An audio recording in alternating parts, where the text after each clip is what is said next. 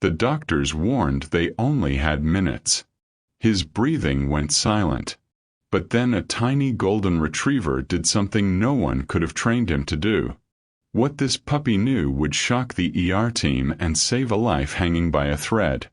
Stay till the end to witness the terrifying crisis that left parents helpless, and prove that sometimes the truest first responders come on four legs. The night pressed against the windows of the small nursery like something alive, thick and suffocating. The house itself seemed to hold its breath, as if even the walls understood the fragility of the life within. Inside, bathed in the cold blue glow of the medical monitor, Maria Santos sat hunched beside the crib, her fingers wrapped around the wooden railing so tightly they'd gone numb.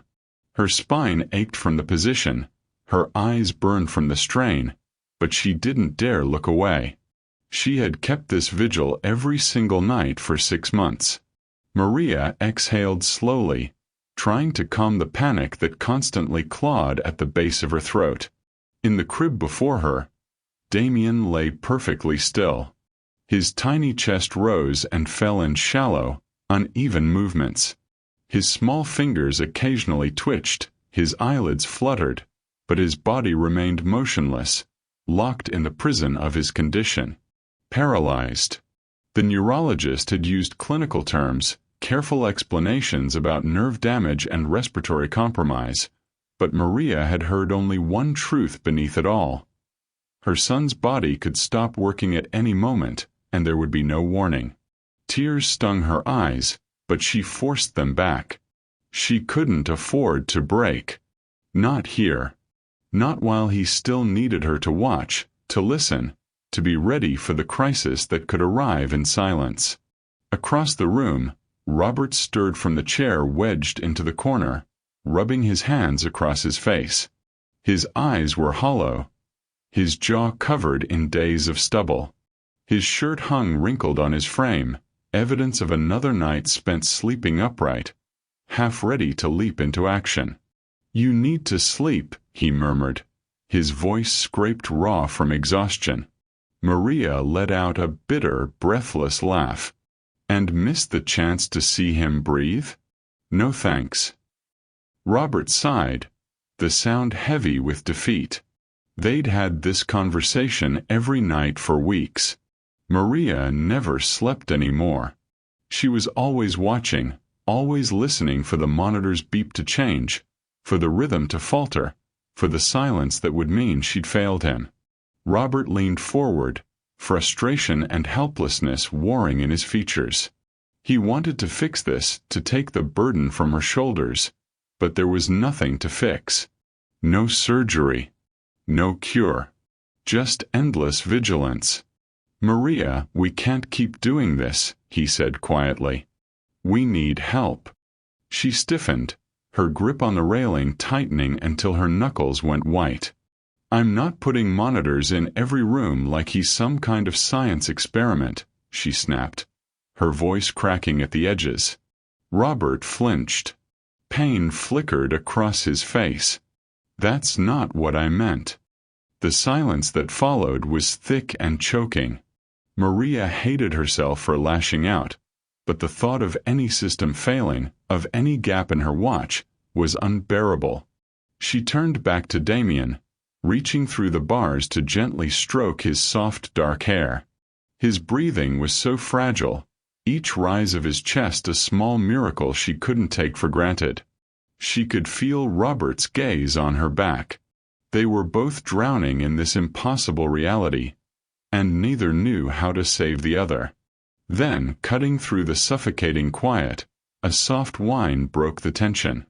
Maria turned just as a small golden retriever puppy padded into the room, his oversized paws making soft tapping sounds on the hardwood floor. Charlie. Robert had brought him home 3 weeks ago, insisting it would help, that Maria needed something else to focus on besides the monitor's relentless beeping. She'd resisted at first, seeing the puppy as just another responsibility, another life to worry about. But Charlie had been different from the start. The puppy let out another quiet whine, his dark eyes fixed not on Maria or Robert, but on the crib. He moved with surprising purpose for something so young, bypassing the scattered toys, the water bowl, the comfortable dog bed in the corner. Robert shook his head, rubbing his temples. "He's just a puppy, Maria. Don't read too much into it." But Maria wasn't listening. She watched as Charlie approached the crib, standing on his hind legs to peer through the bars, his small body tense with focus. There was something in the way he watched Damien, something instinctive and intense that she couldn't explain. "He knows," she whispered, more to herself than to Robert. The room settled into an uneasy stillness. The monitor continued its rhythmic beeping. Damien's breath came in soft, irregular whispers, and Charlie remained at his post beside the crib, his gaze never wavering from the fragile child within. Then, without warning, the monitor's steady rhythm faltered. One beep, two beeps, silence, and Maria's world stopped. What happens next will leave you speechless. Before we continue with what Charlie does in those critical seconds, please hit that subscribe button and turn on notifications so you don't miss the rest of this incredible story. And if you believe animals have a sixth sense when it comes to protecting us, show your support with a like. Now, let's see what happened when those seconds counted most. The nursery had become a tomb of waiting. Every surface felt sterile, scrubbed clean of joy and replaced with the cold efficiency of medical necessity. The walls, once painted a cheerful yellow, now seemed faded and sickly under the harsh glow of the monitor screen. The only sound that mattered was the rhythmic beep, beep, beep that measured Damien's heartbeat and breathing, a mechanical metronome that had become the soundtrack to Maria's existence. She couldn't remember the last time she'd slept more than 20 minutes at a stretch. Her body had learned to function in a state of constant alarm, muscles perpetually tensed, nerves wound so tight she could hear her own pulse thundering in her ears during the quiet moments. The exhaustion wasn't just physical anymore. It had seeped into her bones, into her thoughts, turning everything gray and heavy. Maria's eyes never left the crib. Damien lay there on his back, his body unnaturally still for a 6-month-old who should have been rolling, reaching, exploring. His tiny chest rose and fell in shallow movements that seemed too fragile to sustain life. His face was peaceful in sleep, beautiful and innocent, completely unaware of the war his body was waging against itself. His small fingers occasionally twitched, the only movement he was capable of, a cruel reminder of everything the paralysis had stolen from him. The silence between the monitor's beeps felt endless, each gap stretching into an eternity where Maria's mind conjured 1,000 horrors. What if the next beep didn't come? What if she blinked and missed the moment his breathing changed? What if her exhaustion made her slow, made her fail him when he needed her most? She gripped the crib railing, her fingernails digging into the wood. The waiting was killing her slowly, but she would wait forever if it meant keeping him alive. The beep came again, then another, and she counted them like prayers, each one a temporary reprieve from the nightmare she knew was coming. The neurologist's words still echoed in Maria's mind, clinical and detached, as if he were discussing a broken appliance rather than her son's life. Severe neurological paralysis with respiratory compromise. The paralysis itself wasn't what would kill Damien. He could live with immobility, with a body that refused to obey. Children adapted. Families learned. But the respiratory system was different. The muscles that controlled breathing, the automatic signals that told his tiny lungs to expand and contract, those were fragile, unpredictable, hanging by threads that could snap without warning.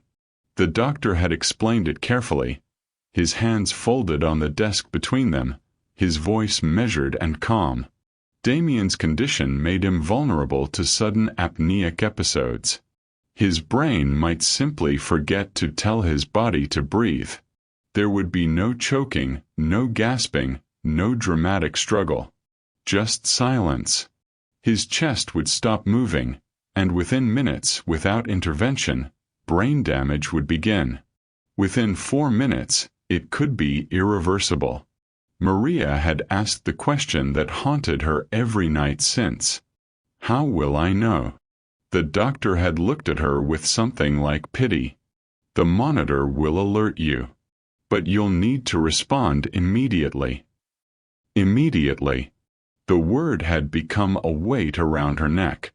How fast was immediately when you were asleep? How fast when exhaustion made your limbs heavy and your mind slow? She'd read the statistics obsessively, memorized the terrible arithmetic of oxygen deprivation. 60 seconds to realize. 30 seconds to reach him. 15 seconds to begin resuscitation. Any longer and she'd be too late. That was the nightmare that kept her eyes open every night. Not that Damien would stop breathing, but that she would be too tired, too human, too slow to save him. That her own weakness would be the reason her son died. So she watched, and she waited, and she prayed that when the moment came, her body wouldn't betray her the way his already had.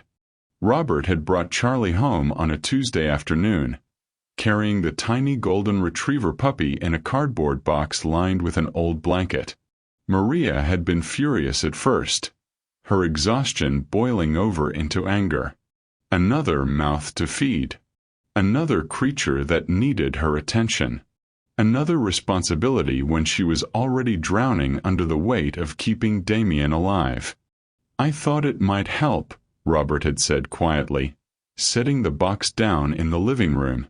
Give you something else to think about. Even for a few minutes. Maria had stared at him like he'd lost his mind. You think a puppy is going to fix this? No, he'd admitted, his shoulders sagging. I just thought maybe you could use a friend. She'd almost sent the puppy back to wherever Robert had found him. Almost. But then Charlie had climbed out of the box on unsteady legs, his oversized paws making him stumble, and instead of exploring the room or sniffing at the scattered dog toys Robert had optimistically purchased, the puppy had done something strange. He'd walked directly to the nursery. Maria had followed, confused, watching as Charlie bypassed everything a normal puppy should have been interested in. He didn't chew on the toys. He didn't investigate the food bowl. He didn't even acknowledge Robert or Maria standing in the doorway. Instead, he'd positioned himself beside Damien's crib, sat down, and stared up through the wooden bars with an intensity that made Maria's skin prickle. That's weird, Robert had whispered. It was weird. Charlie's dark eyes were locked on Damien's small, still form. His ears perked forward. His entire body focused with an alertness that seemed impossible for something so young. The puppy didn't move, didn't whine, didn't play. He just watched, as if he understood that something fragile lay inside that crib, something that needed protecting. Maria had knelt down beside him, studying the puppy's face. What do you see? She'd whispered. Charlie hadn't looked at her. His gaze never wavered from the baby. Within 3 days, Charlie had established a routine that defied everything Maria knew about puppies. While other dogs his age would be tearing through the house, chewing furniture, demanding constant attention and play, Charlie had claimed his post beside Damien's crib and refused to leave it. Every night, as the sun set and the nursery filled with the monitor's cold blue glow, the puppy would pad softly into the room and settle himself on the floor directly beneath the wooden bars, his small body curled but alert, his eyes fixed upward. Maria would find him there in the early morning hours when exhaustion finally forced her to move, to stretch her aching muscles. Charlie never slept deeply. His ears remained perked, tracking every sound, every shift in the rhythm of Damien's breathing. When the baby made the slightest whimper, Charlie's head would lift immediately, his entire body tensing as if preparing to spring into action. It unnerved her, that intensity. The way Charlie watched her son wasn't playful or curious. It was vigilant, almost protective, as if the puppy had appointed himself guardian of something precious and fragile. Maria had caught herself watching Charlie as much as she watched the monitor, studying the way his ears would twitch at changes she couldn't even hear, the way his breathing seemed to synchronize with Damien's shallow rhythms. Robert thought she was reading too much into it. He's just a dog, Maria. Dogs like routine. He probably feels safe there. But Maria knew better. She'd seen the way Charlie ignored food when Damien's breathing grew more labored. She'd watched the puppy refuse to leave even when Robert tried to coax him away with treats and toys. Charlie had become a second monitor, a living sensor that never needed batteries, never glitched, never failed. Some nights, Maria would reach down and rest her hand on Charlie's soft head, feeling the warmth of his small body, the steady beat of his heart. "You see it too, don't you?" she'd whisper. "You know how fragile he is." And Charlie would remain still, his eyes never leaving the crib, standing watch over the child who couldn't move, couldn't call for help, couldn't save himself. It happened on the 14th night after Charlie's arrival. Maria had been awake for nearly 40 hours straight, sustained only by coffee and the terror that kept her spine rigid and her eyes open. But the human body has limits, and hers had been pushed far beyond them. She didn't mean to close her eyes. She fought it with everything she had, pinching her arms, biting her lip until she tasted copper, standing up to pace the room. But exhaustion is a patient predator, and eventually it claimed her. Her head dipped forward. Her grip on the crib railing loosened, and sleep pulled her under like dark water closing over her head. In the dream, she was running through endless hallways, chasing the sound of Damien's cry, but every door she opened led to another empty corridor. The crying grew fainter with each turn, fading into silence, into nothing, until she was running through a world completely devoid of sound. She screamed his name, but no voice came out. She reached for doors that dissolved under her touch. And then the hallways collapsed entirely, leaving her suspended in absolute silence, the kind of silence that meant failure, that meant death, that meant she'd been too slow, too weak, too human to save her own child. The monitor's beep stopped. Not an alarm. Not a warning. Just an abrupt, complete absence of sound that was somehow louder than any scream. The rhythmic pulse that had measured Damien's life for 6 months simply ceased, leaving behind a void that swallowed everything. Maria's eyes snapped open, her heart already hammering against her ribs, adrenaline flooding her system. For one terrible, disorienting moment, she didn't know if she was still dreaming or if the nightmare had finally crossed into reality. Then she heard it. Charlie. A low, desperate whine that rose into something close to panic, a sound she'd never heard the puppy make before. He wasn't at his post beside the crib. He was standing on his hind legs, paws frantically scrabbling against the wooden bars. Maria's body moved before her mind fully caught up, propelled by pure instinct and the primal terror that had lived in her chest for 6 months. She lunged toward the crib, her legs tangling in the chair, nearly sending her sprawling across the floor. Charlie's whining had escalated into sharp, urgent barks, each one punching through the suffocating silence like a desperate alarm.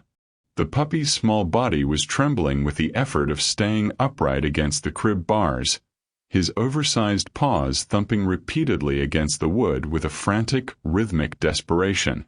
His eyes were wild, pupils dilated, locked on Damien with an intensity that bordered on feral.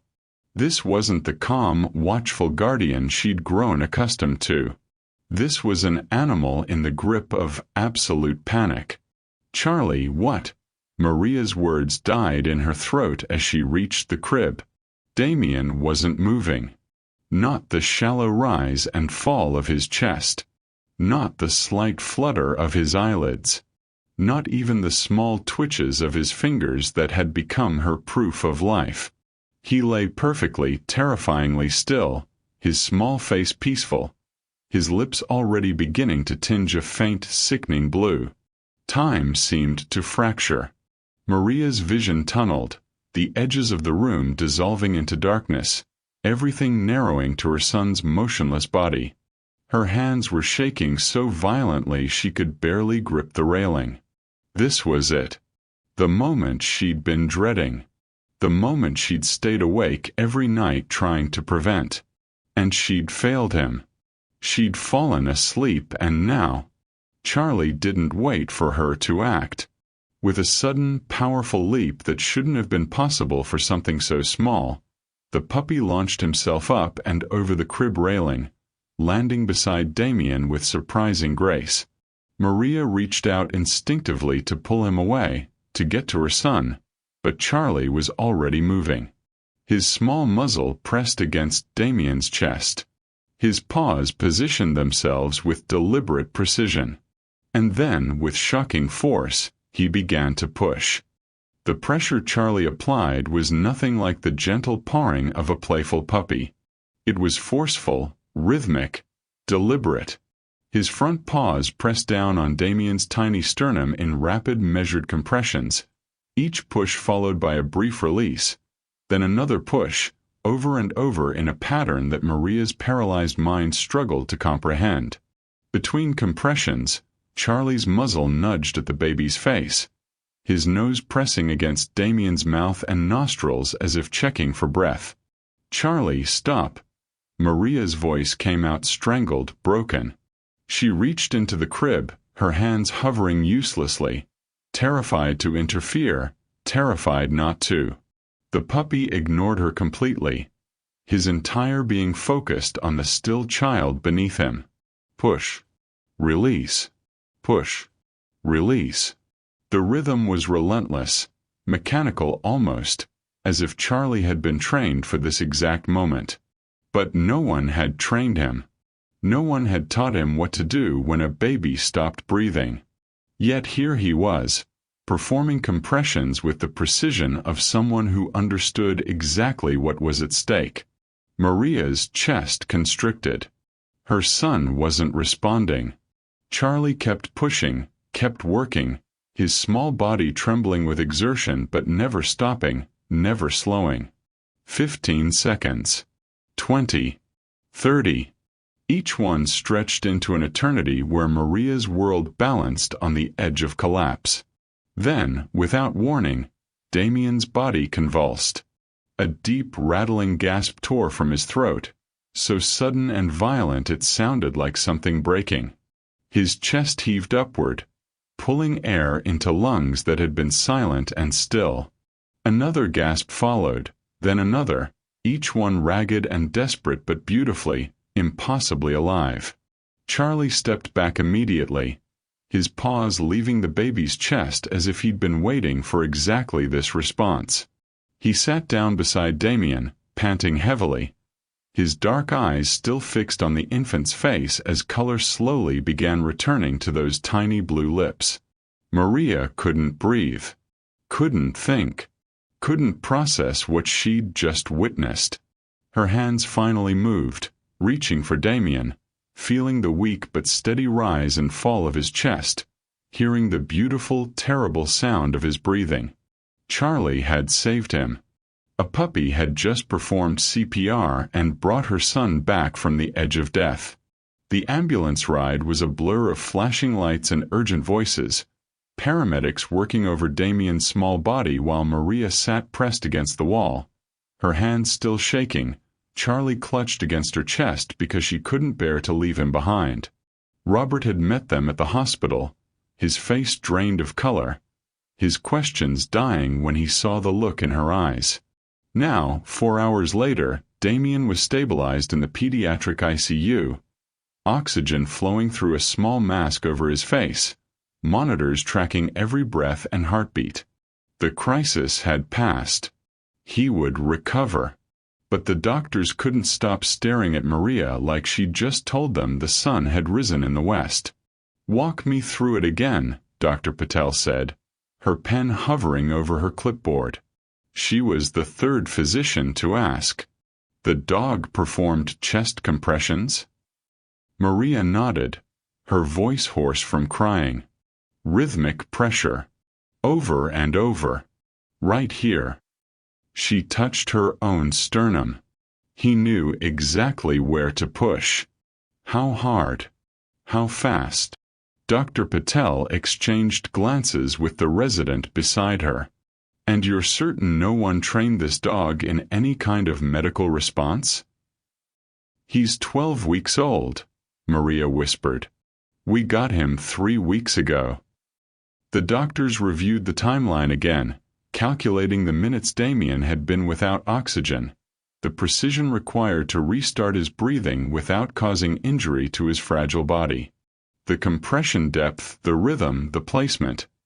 All of it had been perfect. Too perfect to be accidental. "There are documented cases," the resident said slowly, "of dogs sensing seizures, detecting cancer, alerting to blood sugar changes. But actual intervention. Physical resuscitation." He shook his head.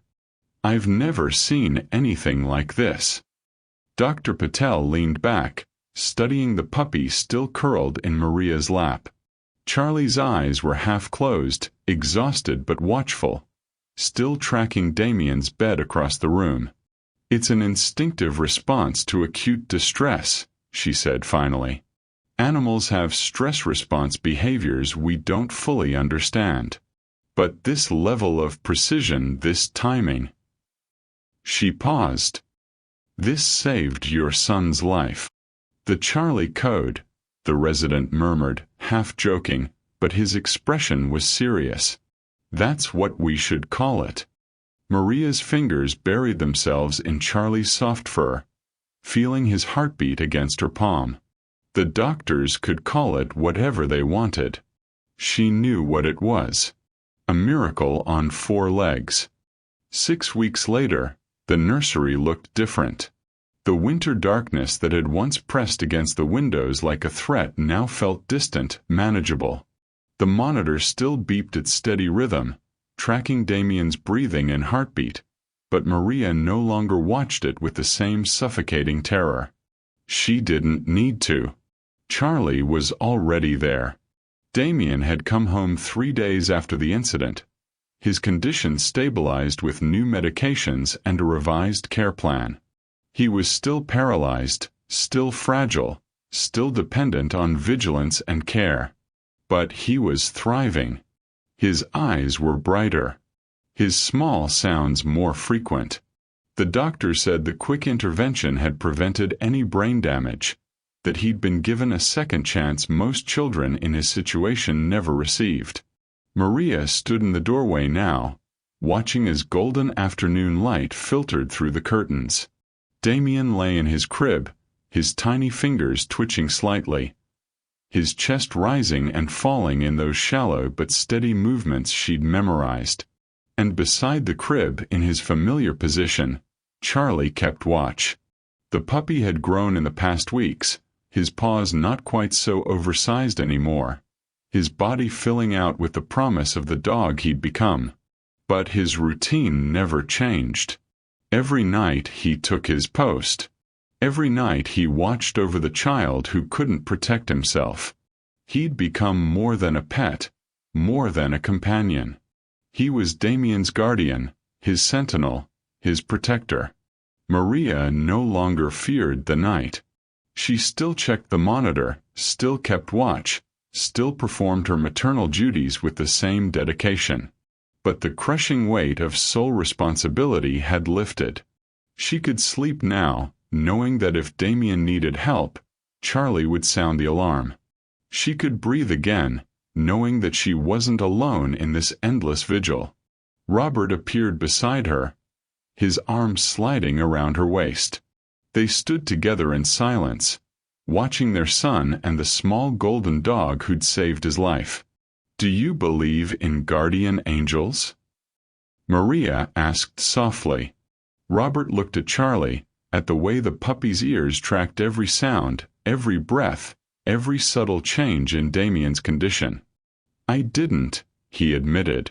But I do now. Maria smiled, leaning into her husband's embrace. She'd spent 6 months believing that vigilance was her burden alone, that love meant never sleeping, never resting, never trusting anyone else to keep her son safe. But she'd been wrong. Sometimes guardian angels arrive on 4 paws, with oversized feet and a heart that somehow knows exactly when a life hangs in the balance. Sometimes miracles wear fur and answer to the name Charlie.